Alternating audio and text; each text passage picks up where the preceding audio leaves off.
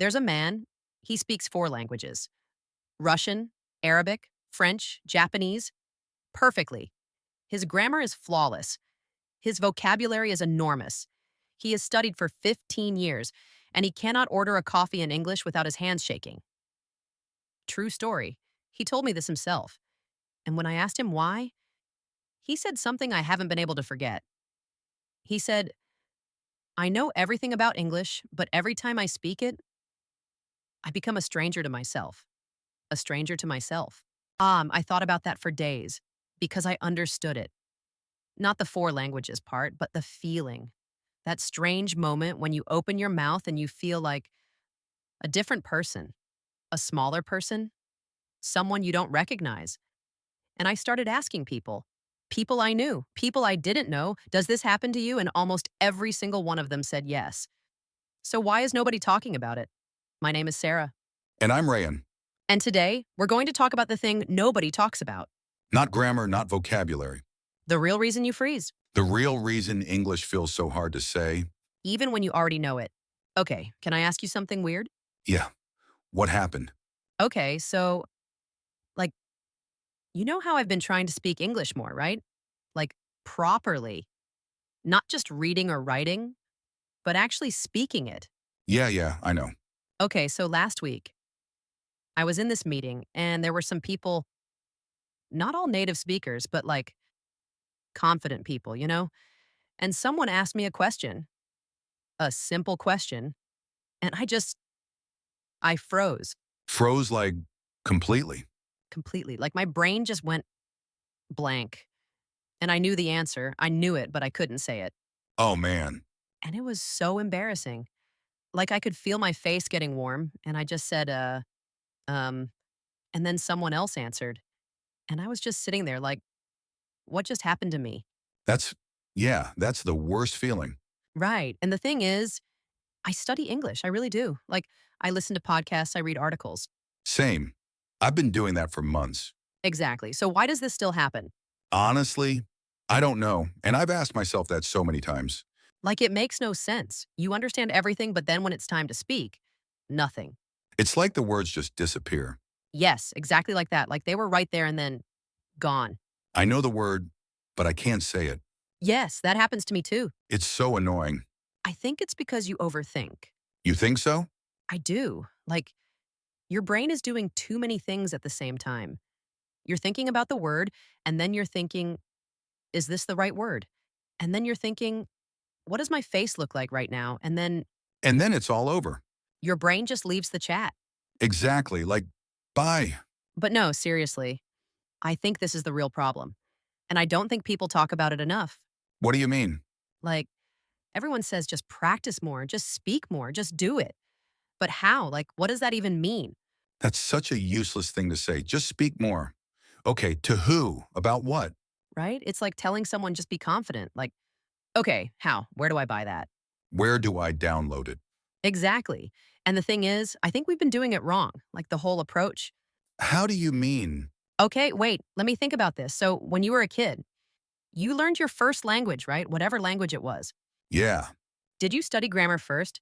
Did someone sit you down and say, okay, today we learn noun and verb? No, no one did that. Exactly. You just heard it all around you. And then you started saying things. And some things were wrong and nobody cared. You just kept going. Huh. Yeah, that's actually true. So, why do we think learning a second language is supposed to be completely different? That's a good point. Like, we treat it like a school subject. Yes, and that's the problem. We memorize rules, we do tests, we get scared of making mistakes. And then when it's time to actually use the language, we freeze. Because we're waiting to be perfect. Exactly. And perfect never comes. Hmm. What? No, I was just thinking, I do that. I wait. Like, I'll think of a sentence and then I'm like, wait, is the grammar right? And by the time I figure it out, the moment is gone. Yep. And the other person is just looking at you like, Yeah, well, we've all been there. so what do we do? Like, genuinely, what's the fix? Okay, so I've been thinking about this, and I don't think it's one thing, but I think the biggest thing is you have to stop learning English and start using English. What's the difference? Okay, so learning English is like you sit down, you open a book or an app, you study for an hour, and then you close it. And you feel good, like, I studied today, but you didn't use it, you didn't speak, you didn't feel anything, you just memorized stuff. Right, like grinding vocabulary words. Exactly. And using English is you talk, even if it's messy, even if you make a mistake, you just do it. But that's scary. I know, that's why nobody does it. Like speaking to someone and getting it wrong in front of them. It feels terrible, I know. But here's the thing most people are not listening as carefully as you think. Really? Really. Like when you speak to someone, they're thinking about what they're going to say next. They're not sitting there judging every word you choose. Huh, I never thought about it like that. And even if they notice a mistake, honestly, most people don't care. They understand you. That's enough. I think the problem is I care too much about what they think. Yeah, that's very normal, but it's also kind of it's holding you back. It is. I know it is. Because think about it. You're so busy worrying about their reaction that you're not even present in the conversation anymore. Yeah, like I'm in my head watching myself talk. Exactly. You become the audience of your own conversation. That's such a weird way to put it, but yeah, that's exactly it. The fear of judgment is the number one enemy. Not grammar, not vocabulary, fear. Okay, but how do you get rid of it? Fear doesn't just go away because you want it to. No, it doesn't, but it gets smaller. Every time you speak and survive, it gets a little smaller. Survive. I'm serious. Like, you speak, you make a mistake. The world doesn't end, and your brain goes, oh, okay, that wasn't so bad. And next time, it's a tiny bit easier. Okay, so it's like exposure therapy, kind of. Kind of, yeah. You just keep going until it doesn't feel so terrifying anymore. That makes sense, actually. And the other thing is, you have to find situations where you want to speak, not where you have to. What's the difference? Okay, so have to is like your job meeting or your exam. That's pressure, that's stress. That makes you freeze more. Yeah. But want to, like you're watching a show and you love it so much you want to talk about it. Or you meet someone interesting and you're genuinely curious. That changes everything. Because you're not thinking about the English. Right. You're thinking about the conversation. The English just comes. That's actually happened to me. Like sometimes I'll be really into something and I just start talking. And then later I'm like, wait, I did that in English? Yes, exactly, because you forgot to be scared. That's the secret? Just forget to be scared? Kind of, honestly. Like when you're really in the moment, your brain stops monitoring itself and the language just flows. Hmm, that's interesting. It's like, you know how when you're driving and you're really tired and you suddenly realize you've been driving for 20 minutes and you don't even remember it? Yeah, that happens.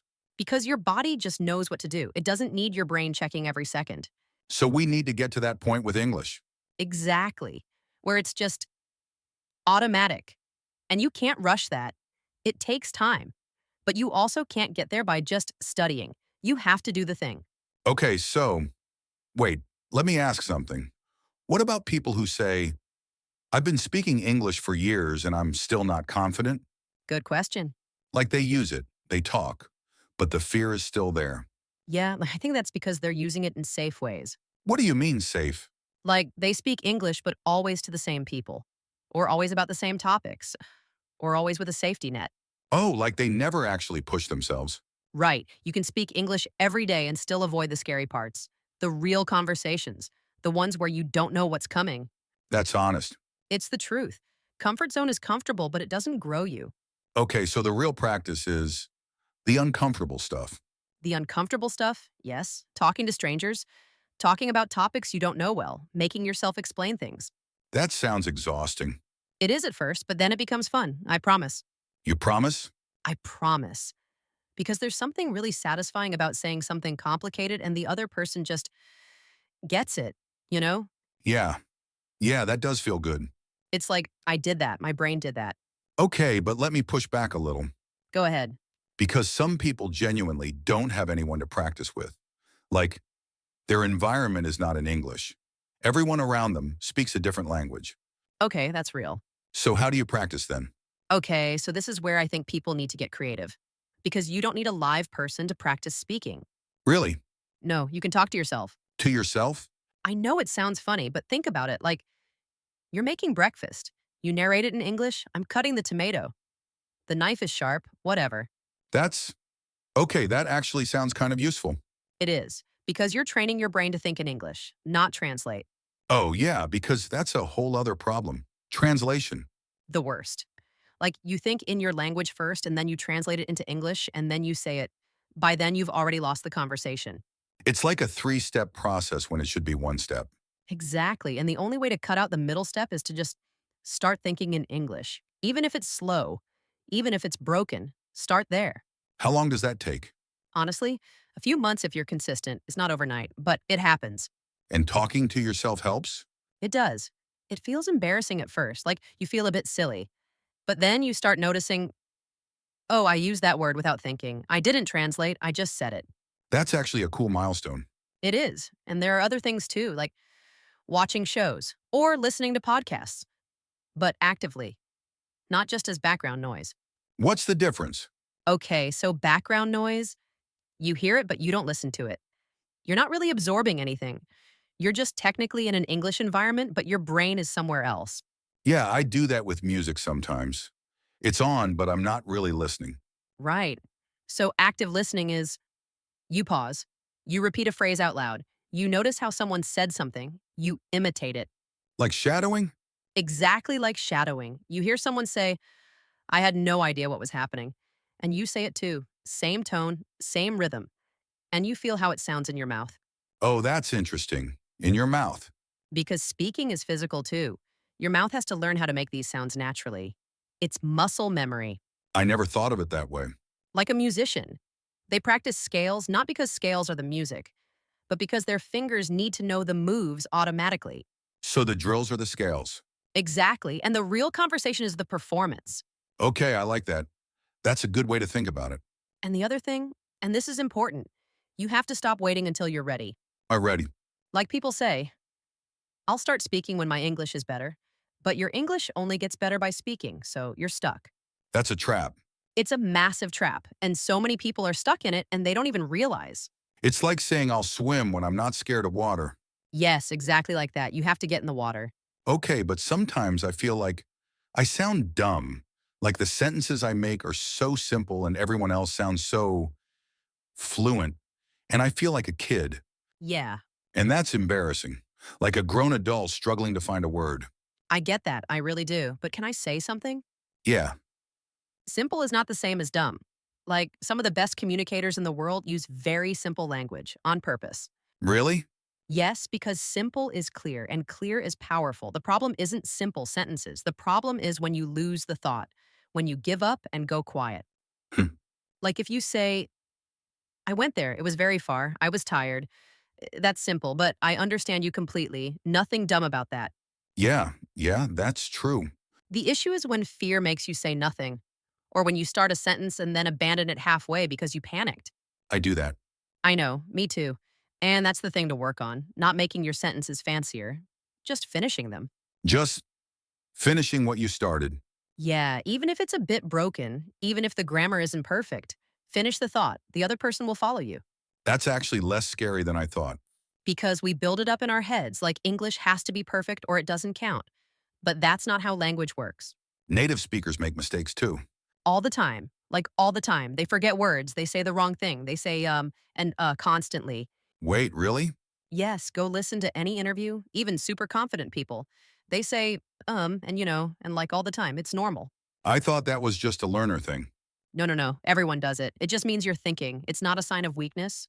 Okay, that actually makes me feel better. Good, it should. So, wait, I want to go back to something you said earlier. Okay. You said use English in situations where you want to, not have to. So, what's a practical example? Like, what do you actually do? Okay, so for me, I love cooking, right? Like I watch cooking videos all the time. Yeah, I know. So I started watching them in English, and then I started talking back to the video like, "Oh, that's interesting. I didn't know you could do that with garlic." Just out loud. To the cooking video. To the cooking video. Yes, don't judge me. No, that's actually smart. Because I'm not thinking, am I using the right tense? I'm just reacting. Genuinely, and that's when language feels natural. Because the emotion is real. Exactly. When emotion is involved, your brain doesn't have time to overthink. It just responds. That's actually kind of amazing when you think about it. It is, and you can do that with anything sports, music, news, whatever you're actually into. Gaming. Yes, gaming. Like, how many people have amazing English just from playing games online? So many. I know people like that. They never studied English, but they play online games and they just speak it. Because they had to, because they wanted to win, because they cared about what was happening, and the language just came. That's kind of beautiful. It is a bit. Okay, so the theme here is basically you need a reason, an emotional reason, to care about the language. Yes, that's it. That's the whole thing, honestly. If you care, you learn. If you care, you learn. And if you don't care, you can study for years and still feel stuck. That explains so much about school, honestly. It really does. You can't force someone to care about something. The motivation has to come from inside. And for English, a lot of people don't have that. Like they learn it because they're told to, not because they want to. Right. And that's not a judgment on them, it's just the reality. Forced learning is slow and painful. Motivated learning is fast and almost fun. Almost. Almost, yes. So how do you find the motivation if you don't naturally have it? That's a hard question. Because some people genuinely don't feel a connection to English. It's just a requirement. Yeah. So what then? I think you have to find your reason. Like, not a general reason, a personal one. Like what? Like, I want to work with this company someday and they speak English. Or, I want to travel to this place. Or there's this show I love and I want to understand every single joke without subtitles. Oh, that's real. Like subtitles always miss the jokes a little. Always. There's always something lost. And if you want the real version, you have to get there yourself, That's a good reason, actually. right? And it's personal. It's yours. And personal reasons stick way more than because my teacher said so. Okay, so step one, find your reason. Find your real reason, not the official one, the one that actually gets you excited. Step two, Start using it, even badly, even messily. step three, Get uncomfortable, push yourself a little. and step four, just keep going. Just keep going. It's not complicated, it just takes time. Time and repetition. And grace. You have to give yourself some grace. Like, you didn't learn your first language in a month. Why do you expect this to be different? We're so hard on ourselves. So hard. And I think that's the silent killer, actually. More than anything else. The expectations. Like you watch someone fluent and you think, why can't I do that? And you don't see the years behind them. You just see the result. It's like watching an athlete perform and thinking, that looks easy. Exactly, because the struggle was private. The result is public. Everyone's learning journey is private, but their fluency is public. Yes, that's beautifully put. Thanks, I think. No, genuinely, that's a good way to think about it. Okay, this has been a really good conversation. Right? I feel like I needed this too, honestly. Like I came in feeling kind of down about my English, and now I feel like, okay, it's not that hopeless. It's not hopeless at all. It's just a process. It's a process. And you're in it. You're doing it. We're literally speaking English right now. We are. And it doesn't feel like studying, does it? No, it feels like just talking. Exactly. That's the whole thing. When it feels like talking and not studying, that's when you're actually learning. That's kind of a mind bender. A little bit. So, the title of this conversation should be like, Stop Trying to Learn English. Start living in it. Ooh, I like that. Right? Yeah, stop trying to learn it. Start living it. That's the energy. Because if you're trying too hard, you're too tense, too stiff. And language needs room to breathe. It needs relaxation. It needs you to not care so much. Paradoxically, yes, care enough to practice, but don't care so much that you freeze. That's the balance. That's the balance. And it's different for everyone. Some people need more push. Some people need to slow down and be kinder to themselves. I think I need both, honestly. Don't we all? Okay, wait. One more thing. Yeah? For people who are listening right now, like if someone is sitting there and they feel like I felt before we started talking, what's the one thing you'd say to them? Just one? Just one. Okay, I'd say you already started. By listening to this, by caring enough to look for answers, that's not nothing. That's actually a lot. That's good. And the next step is just one small thing, one conversation, one video in English, one sentence you say out loud to nobody in particular, just one. One step. One step, and then another, and then another. It doesn't have to be big, it just has to happen. Low pressure. Low pressure, high consistency, that's the formula. Not study English for 3 hours a day. God, no, nobody keeps that up. 10 minutes every day beats 3 hours once a week. Every time. Every time. Small habits beat big bursts, always. Okay, I think I needed to hear all of this. Me too, honestly. I feel like I reminded myself of some stuff I forgot. That happens, right? You know something, but you forget to apply it to yourself, All the time. We're good at giving advice and bad at taking it. especially our own advice. Especially that, All right, so so, I think what we figured out today is the problem isn't English. It was never English. it was fear and overthinking and impossible standards. And trying to be perfect before we even start. Waiting for permission to be imperfect. And that permission, you just have to give it to yourself. Nobody is going to give it to you, Nobody. so give it to yourself right now. I am allowed to be bad at this for a while. And that's not giving up. That's starting. That's starting. Exactly. So, you're not bad at English. Neither are you. We're just in progress. We're always in progress. That doesn't go away. Even fluent people. Even fluent people, language grows. It never stops. That's actually kind of comforting. It should be. You're never done. So you can never fail. You can only keep going. I like that. Good. All right, I think that's a good place to stop. Yeah, I think so too. Thanks for starting this conversation. Thanks for not freezing. I almost did. I know, I saw it. You did not. I totally did. Okay, to everyone listening, thank you for being here. Thank you for being patient with us. We're figuring this out too. Together. Together. See you next time. See you.